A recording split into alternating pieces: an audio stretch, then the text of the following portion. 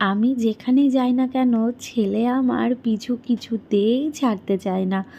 ও দিদুনের কাছে থাকুক বা একা থাকুক, আমি যেই দিকেই যাব সেই দিকেই ওকে উকি দিয়ে দেখতে হবে, নইলে পিছন পিছনে হামা দিয়ে যেতে হবে। এদিকে সকালবেলায় আমি ফুল তুলে নিচ্ছি, কারণ স্নান করে ফেলেছি, পুজোটাও দিয়ে নেব। আর ছেলে কিন্তু উকি দিয়ে দেখছিল যে মা কোথায় গেল। এমনই কি হয় এই 1 বছরের পর থেকে? কমেন্ট করে জানিও তো। বিশ্বাস করবে না, ও খেলছে, কিন্তু আমি জাস্ট 1 সেকেন্ড ওর চোখের আড়াল হব, পেছন ঘুরে যেই দেখবে ওর মা নেই, ব্যাস এদিক ওদিক হামা দিতে দিতে মানে কান্নাকাটি শুরু করে দেবে। এরকম কেন করে জানি না। বিশ্বাস করবে, যখন আমি একা থাকি তখন আমার স্নান বাথরুম যাওয়া যে কি কষ্টকর হয়ে যায় সে যে কি বলবো। Hello everyone, good morning. কেমন আছো তোমরা সবাই? আশা করছি ভালো আছো। তোমাদের ভালোবাসাতে আমি রিয়াঙ্কা অনেক ভালো আছি। আজকে দিনটা হচ্ছে বৃহস্পতিবার। তো সকালবেলা কাজকর্ম সেরে ভাবলাম স্নানটাও সেরে ফেলি, যেহেতু বৃহস্পতিবার পুজোটাও দিয়ে নেব সকাল সকাল, আর ভালোও লাগবে, তাই না? প্রতিদিন সময় হয় না, কিন্তু আজকে যেহেতু কাজকর্মগুলো করে ফেলতে পেরেছি, আর সকালবেলায় স্নান করে পুজো দিয়ে ভাবলাম রান্নাঘরে যাই, ওটাই বেটার হবে। তো ওই জন্যেই আর কি ফুল তুলে নিলাম।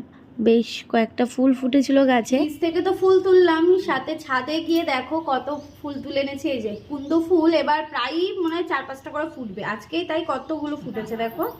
এই দেখো কতগুলো ফুটেছে। আর যেই গাছটায় বলেছিলাম 11টা কুড়ি এসছে, সেই গাছটাতে 2টো ফুল ফুটেছে। এই যে 2টো, তো এই 2টোই নিয়ে নিয়েছি, ঠাকুরের চরণে দেবো।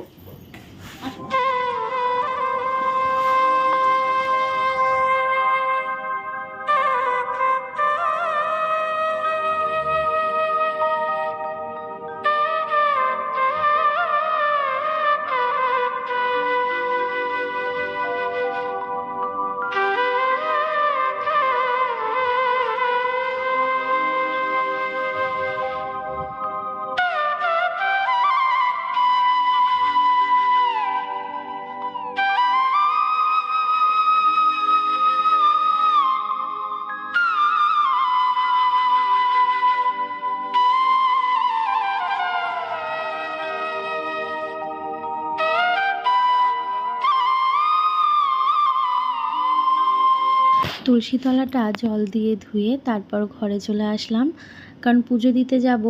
আর পুজো দিতে যাওয়ার আগে যদি সিঁদুরটা না পড়ে যায় তাহলে যেন কেমন কেমন লাগে। আমি সবসময় কিন্তু স্নান করে ভালো করে সিঁদুরটা যতটুকু পড়তে হয় পরে তারপরে কিন্তু আমি পুজো দিতে যাই। আর হ্যাঁ, আমার ওই সিঁদুর পরার যে সমস্যাটা, সেই সমস্যাটার সলিউশন যদি পাও তোমরা প্লিজ কমেন্ট করে জানিও। বুঝে উঠতে পারছি না কী যে করব। এত চুলকায় সিঁদুরটা পরলে, একদম সামান্য পরছি, তার ফলেও কিন্তু সেই হেয়ার ফল যেমন তেমনই হচ্ছে, আর তার সাথে চুলকানো। যাকে এদিকে ছেলে কিন্তু দেখতে পেলে আমি যেই বাইরে গেলাম অমনি বারান্দায় উকি দিয়ে দিল। মানে আমি একটু চোখের আড়াল হতেই পারি না। ফুল তুলে রেডি করে রাখলাম, আর ওদিকে ঘরটাকেও মুছে নিয়েছি। এখন হচ্ছে পুজো দিতে যাব, তার আগে সিঁদুরটা পরে নেব।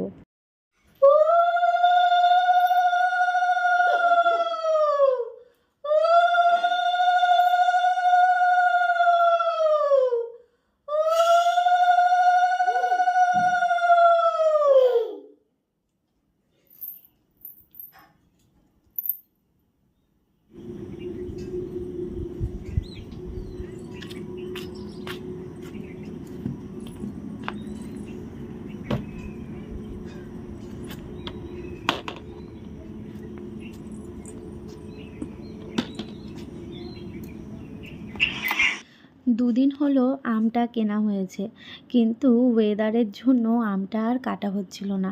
তবে আজকে সকালবেলায় রোদের তাপটা বেশ ভালো উঠেছে জানো তো, তাই জন্যে মা আম কটা ছুলে রাখলো, আর আমি কিন্তু একদম কেটে দিয়েছি।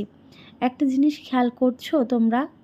দেখো তো, ওই যে দূরে দেখতে পাচ্ছ, মানে আমাদের ওপাশের ছাদটার দিকটাতে আমাদের যে চাল কুমড়ো গাছটা ছিল, কেমন যেন হলুদ হয়ে গেছে না? বিশ্বাস করবে না, গাছের কিছু হলে কেমন যেন নিজের মনটাও শুকনো শুকনো লাগে। এই যে চাল কুমড়ো গাছটায় যখন ফল ধরছিল তোমাদের সাথে শেয়ার করছিলাম, কিন্তু হঠাৎ কী যে হলো, গাছটা কেমন যেন হলুদ হয়ে গেল। ভীষণই মনটা খারাপ লাগছে, কিন্তু আমার বরকে বললাম যে নিচে আরও কতগুলো চাল কুমড়ো গাছ আছে সেইগুলোকে তুলে ওপরে এনে দাও। তো যাকে এদিকে আমার আমগুলো কিন্তু রোদে দেওয়া হয়ে গেছে। এই নেটটাকে ধরে এখন রোদে দেবো, মানে এই জায়গাটায় ওই শাড়ি টাঙানো রয়েছে তো ছাওয়া ছিল, এত রোদে তো বসা যায় না, তাই এইটুকু ছাওয়ায় বসে আমগুলোকে ভালো করে ছড়িয়ে নিলাম। এবার এটাকে আমি রোদে দিয়ে দেবো। তবে এখন আপাতত এখানেই থাকবে, কিছুক্ষণ পর ওর বাবা কাজ থেকে আসলে সেটাকে টিনের চালের ওপর দিয়ে দেওয়া হবে।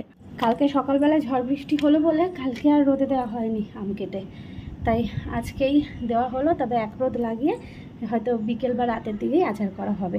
আম খুব একটা সকালে কিন্তু আম কুল একদম বেশি শুকিয়ে ফেললে ভালো লাগে না আচার। কুলটাও অনেকটা দিন ধরে শুকাতে হয়, তারপর একটুখানি নরম থাকে সেই অবস্থায় আচার করতে হয়। আর এই আমটা খুব একটা শুকাতে হয় না, আমটা একদিনেই ভালো মতন শুকিয়ে যায়, তাই না? তোমরা কে কে আচার করছো কমেন্ট করে জানো। এটা আমার প্রতি বছরের নিয়ম, কুলের সময় কুলের আচার আর আমের সময় আমের আচার। আমগুলো রোদে দিয়ে আসলাম, এদিকে ছেলের খাবারটা করে ঠান্ডা করতে দিয়েছি, আর এদিকে পুঁই শাক করবো, মা সমস্ত কিছু কুটে দিয়েছে, ভাতও বসিয়ে দিয়েছি, আর এদিকে তরকারিটা বসিয়ে দিয়ে ছেলেকে খাওয়াবো। ছেলের খাবারটা কতক্ষণ ঠান্ডা হোক, তারপরেও ঘুমোলে নিশ্চিন্ত।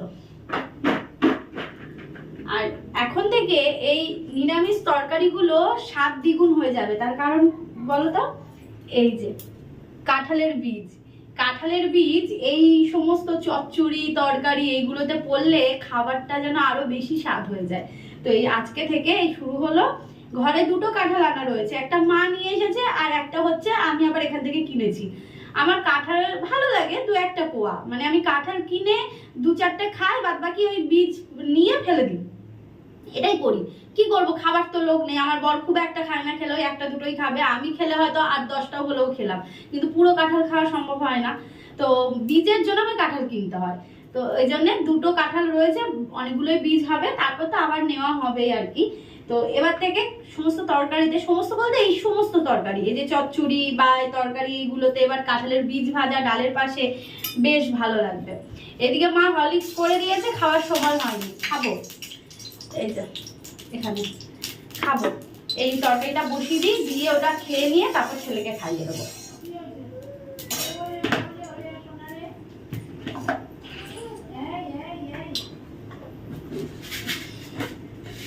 পাঁচ ফোড়ন আনতে হবে।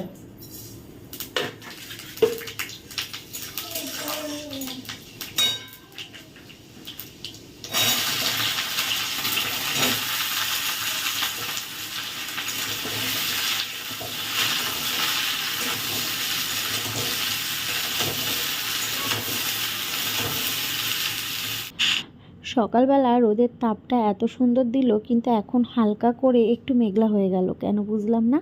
তবে একটু পরে আবার যেন রোদ চাগিয়ে উঠবে, সেই বর্ষাকালে যেমন হয় না, ঠিক তেমন একটা ব্যাপার।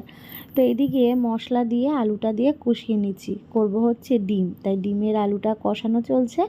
এদিকে নিরামিষ তরকারিটা কেমন লাগছে দেখতে জানিও। দুটো ডিম সেদ্ধ করলাম আর দুটো ডিম অমলেট করেছি।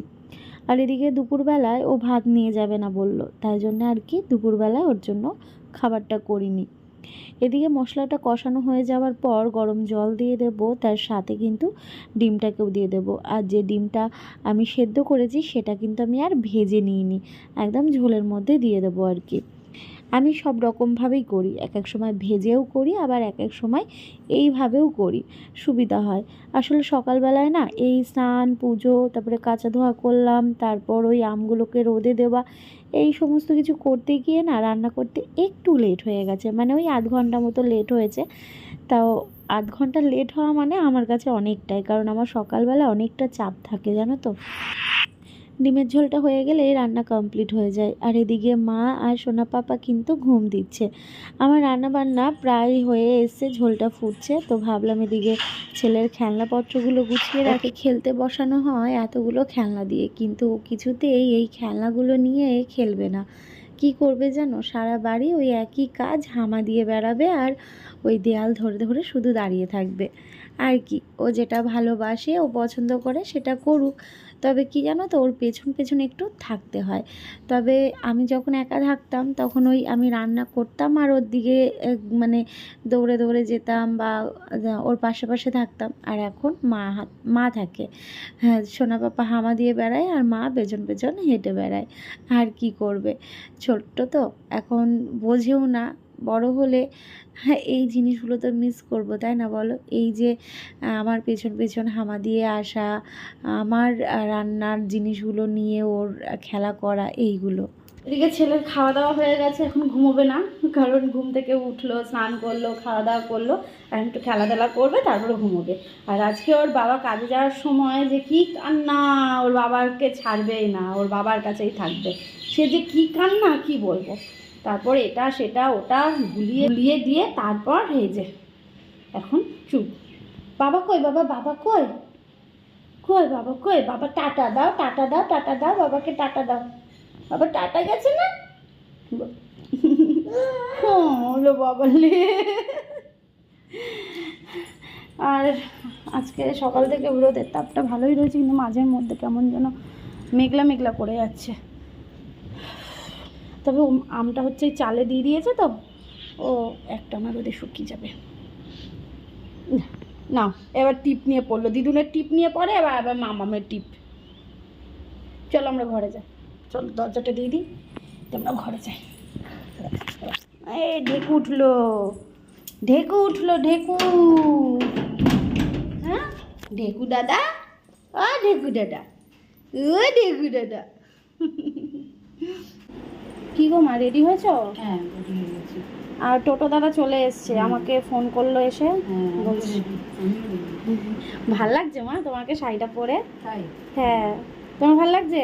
হ্যাঁ নরম আছে, ভীষণ নরম শাড়িটা। আর সাথে দেখো এটা না পাড়, মানে পাড় দেওয়া রয়েছে, হ্যাঁ পিওর কটনের রয়েছে, ভীষণ নরম শাড়িটা, ভালো লাগছে বেশ মাকে পরে।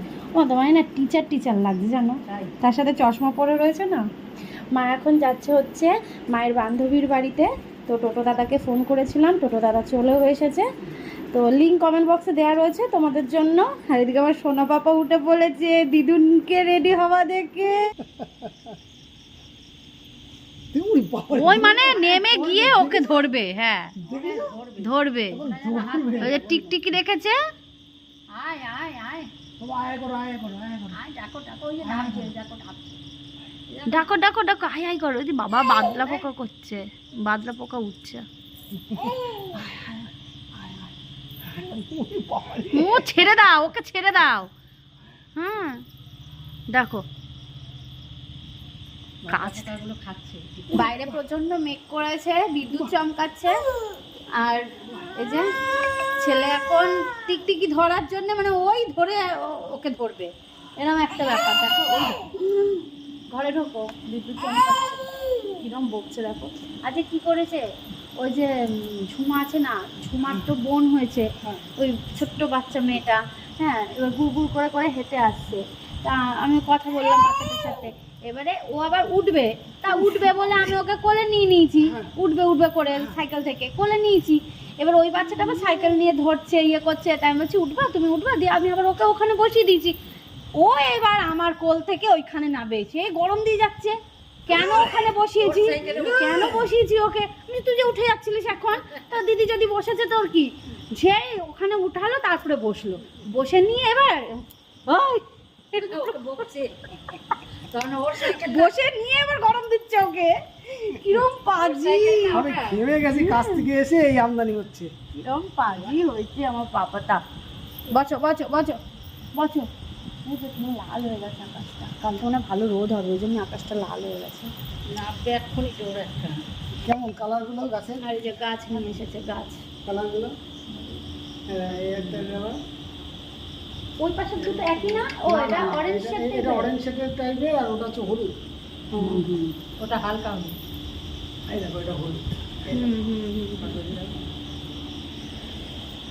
শুরু হলো, কালকেও আবার হবে তো। কালকে গাছ কিনবো ভাবছি তো। ভেবেছিলাম আজকে একটু সন্ধ্যেবেলা বেরোবো, কিন্তু এমন বিদ্যুৎ চমকালো আর মেঘ ডাকতে শুরু করলো, কিন্তু বিশ্বাস করবে না কিছুই হয়নি। যাকগে, আর তো কোথাও বেরোনো হলো না। তো সন্ধ্যেবেলায় একটু আম কাটলাম, আমি আর মা আম খাবো আর আমার বর মুড়ি দিয়ে খাবে। এটাই হচ্ছে আজকে আমাদের সন্ধ্যের টিফিন।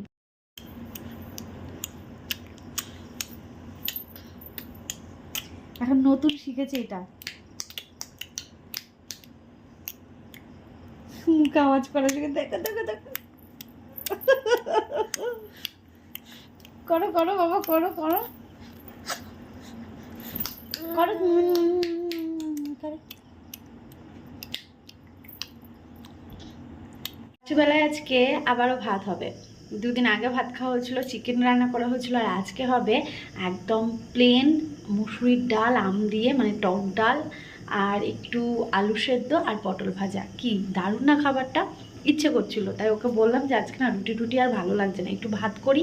তো বলো ভাতের সাথে কি করবে, ডিম কষা? আমি বললাম সকালে তো ডিম কষা হয়েছে, আর রাতে ভালো লাগে বলো তো? এই গরমে বেশি ডিম খাওয়া ভালোই না। তো ওই জন্য আমি বললাম একটু প্লেন পাতলা ডাল করি, আলু সেদ্ধ দিই, আর সাথে রয়েছে পটল ভাজা।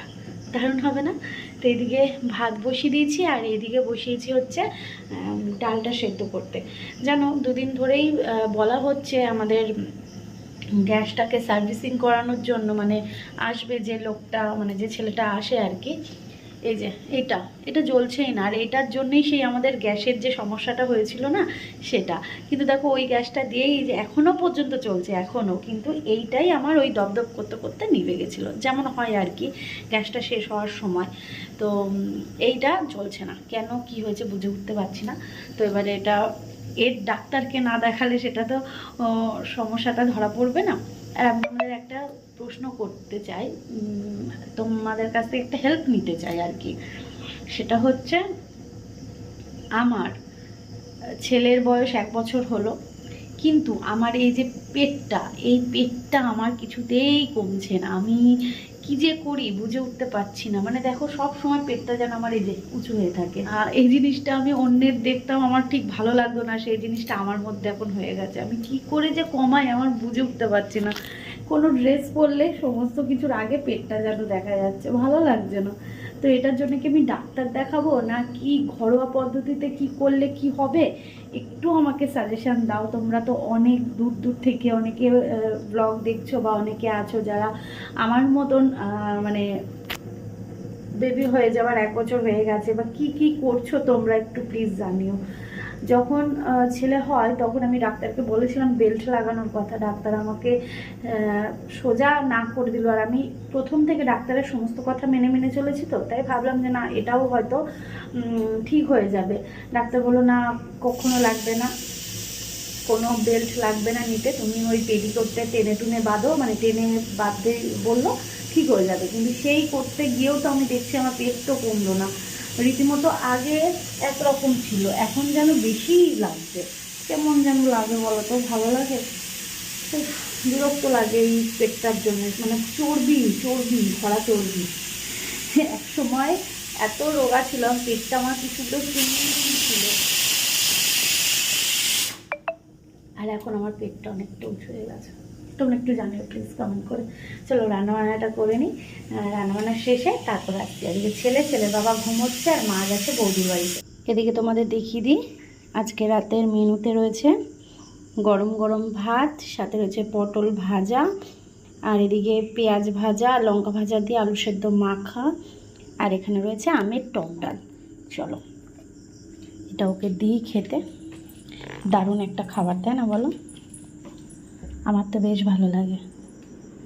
এমাম, লাইট জ্বালাও, লাইট জ্বালাও, লাইট জ্বালাও।